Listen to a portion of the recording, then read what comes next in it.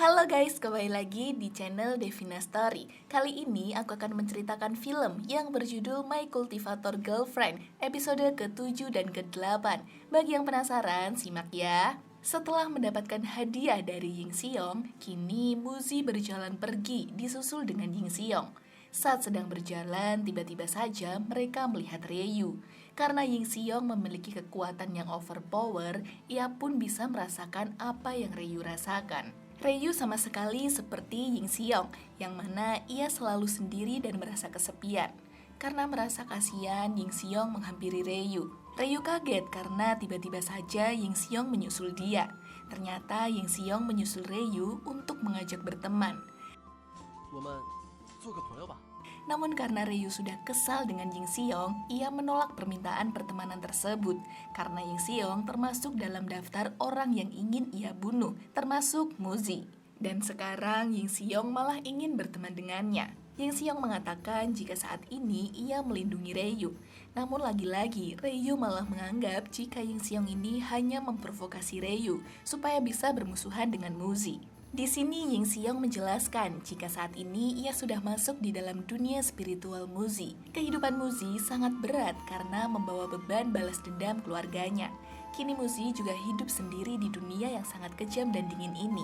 Ditambah lagi ia selalu merasa kesepian karena sudah tidak memiliki siapa-siapa. Di sini Ruye pikir Muzi adalah sosok wanita yang sombong dan selalu ceria. Namun itu tidak benar. Muzi hanya berpura-pura kuat jika sedang berada di depan orang lain untuk menutupi kesedihannya. Dan sekarang Muzi hanya memiliki Ying Xiong, seseorang yang dapat ia andalkan. Itu alasannya mengapa Ying Xiong selalu melindungi Muzi dimanapun Muzi berada. Sekarang Ying Xiong juga ingin melindungi dan menjaga Ryu dari ancaman apapun. Karena menurut Ying Xiong, mereka sekarang adalah teman. Tiba-tiba saja datanglah Muzi yang mengatakan untuk tidak terlalu dekat dengan Ryu karena ia bisa cemburu. Di tempat lain terlihat Huang Mo sedang mencari mangsa kembali untuk menaikkan level kekuatan spiritualnya. Setelah mendapatkan 2 mangsa, ia membawanya dalam singgasananya. Tak lama datanglah Ryu. Huang Mo pun menyatakan tentang misi membunuh Ying Xiong. Ryu beralasan jika saat itu kekuatan Ying Xiong meningkat sangat tajam dan Ryu tidak bisa melawannya. Tinggal 1 langkah lagi, Huang Mo kini untuk naik level dan mengalahkan Ying Xiong. Ia memiliki waktu 10 hari untuk membunuh Ying Xiong dan Muzi, supaya Huang Mo dapat meraih tingkat formasi inti yang terakhir. Ryu tidak bisa membayangkan jika itu benar terjadi. Huang Mo juga berpesan supaya keberadaannya sekarang tidak diketahui oleh Ying Xiong dan Muzi. Di tempat lain, Ying Xiong sedang mencari keberadaan dari Ryu. Ia mencari Ryu sampai ke tengah hutan. Saat di tengah hutan, Ryu yang melihat Ying Xiong mencarinya, kemudian menghampiri Ying Xiong. Di sini Ryu mencoba untuk menggoda Ying Xiong kembali. Bahkan Ryu sampai membuka kancing bajunya supaya Ying Xiong tergoda. Namun di sisi lain, Ying Xiong tidak mau mengkhianati Muzi. Karena Ying Xiong tidak terpancing godaan dari Ryu, ia akhirnya marah dan mengeluarkan pedang apinya dan mulai menyerang Ying Xiong. 这个你比我炸的事情，本来就无性可言。 Ying Xiong yang merasa terpojokan dan diserang terus-menerus tidak melawan Ryu sedikit pun.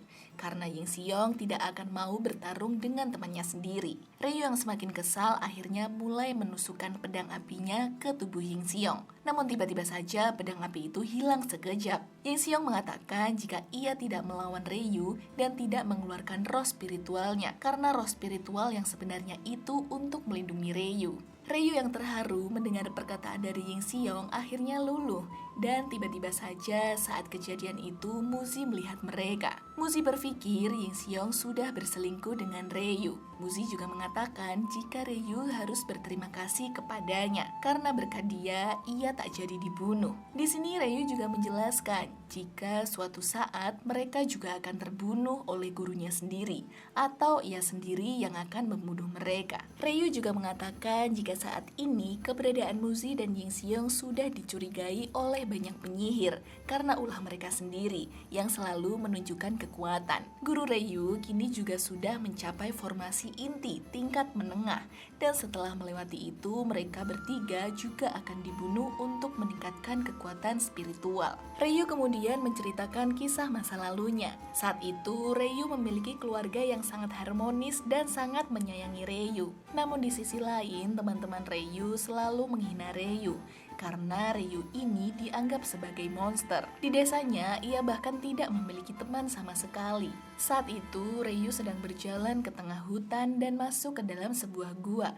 Ternyata ia akan menemui seseorang. Ia bernama Shi, si monster ular. Ryu menemukan monster ular ini di tengah hutan dengan keadaan yang sangat memprihatinkan, penuh luka. Kini Ryu merawat monster ular ini dengan penuh kasih sayang. Bahkan ia membawakan makanan dan obat untuk monster ular ini supaya cepat sembuh. Monster ular ini sudah dianggap sebagai temannya Ryu. Ryu sudah tidak merasakan kesepian lagi sekarang karena kini ia memiliki teman. Ryu juga berharap jika Shi sudah sembuh dari lukanya, ia akan kembali menjadi manusia supaya mereka bisa tetap menjadi teman dan dapat saling berbagi cerita. Semenjak saat itu, Ryu memutuskan untuk menjadi sahabatnya Shi untuk selamanya. Ketika akan pulang, di tengah desa sedang ramai karena kedatangan seorang peramal. Bahkan semua orang di desa setuju dengan perkataan dari peramal tersebut. Ryu yang sejatinya tidak mempercayai peramal, ia pun tidak peduli dengan hal itu.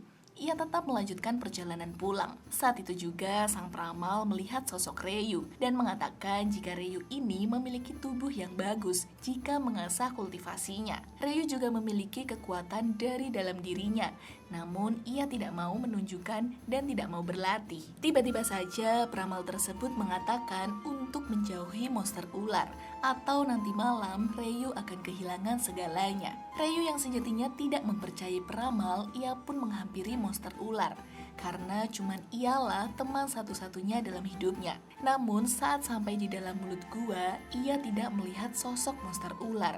Ia mencari kemana keberadaan monster ular hingga ia melihat desanya kini sudah porak-poranda. Ternyata pada saat itu sedang terjadi bulan purnama.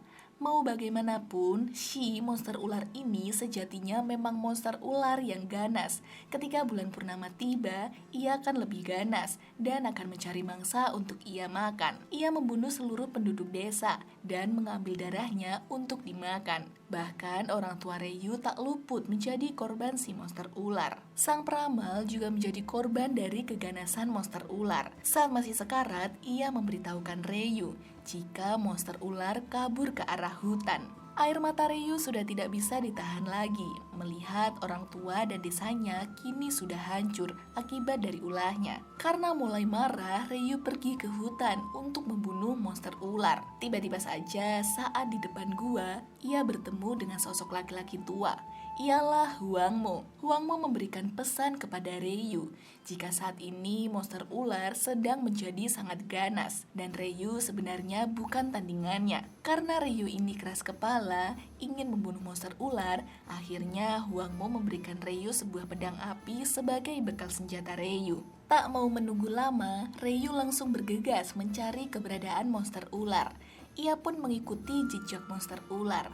Setelah menemukan monster ular, Ryu dengan tubuh gemetar menanyakan mengapa monster ular kini tega membunuh seluruh penduduk desa termasuk keluarganya. Padahal ia sudah berbuat baik kepadanya, namun malah dibalas dengan pengkhianatan. Saat monster ular akan menyerang Ryu, dengan cepat Ryu menusukkan pedang apinya tepat di jantung monster ular. Di saat detik-detik kematian monster ular, ia pun mengatakan jika ia teman Ryu.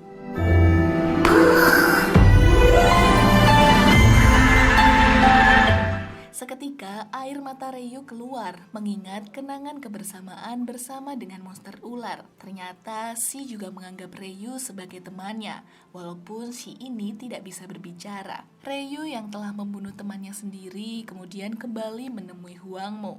Saat itu Huangmo sedang duduk bersila sambil terbang melayang-layang. Ryu yang melihat kejadian itu kemudian memohon kepada Huang Mo untuk menyelamatkan desanya. Huang Mo juga mengatakan jika hidup dan mati adalah bagian dari hukum surga. Jika ia menghidupkan orang mati, maka ia akan melawan hukum surga.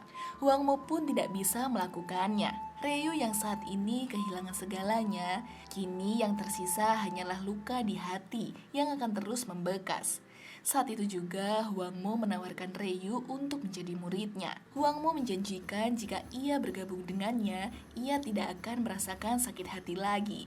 Karena sekarang Ryu sudah tidak memiliki siapa-siapa, ia pun bersedia untuk menjadi muridnya. Sampai sekarang Ryu masih mengabdikan diri untuk menjadi muridnya Huang Mo. Sampai suatu ketika, Ryu memergoki Huang Mo sedang berlatih kemampuan iblis memakan darah, yang mana ia lakukan untuk meningkatkan tingkat kultivasi. Ryu juga menjelaskan jika memakan darah sesama penyihir itu akan membantu menuju ke tingkat ilmu yang lebih tinggi dengan cepat, untuk menjadi praktisi kuat tingkat esens level tinggi. Maka dari itu, Huang Mo ingin membunuh Ying Xiong dan Muzi, atau bahkan Ryu juga termasuk dalam daftar yang akan dibunuh. Tunggu kelanjutan My Cultivator Girlfriend episode ke-9 dan ke-10 hanya di channel Devina Story. Share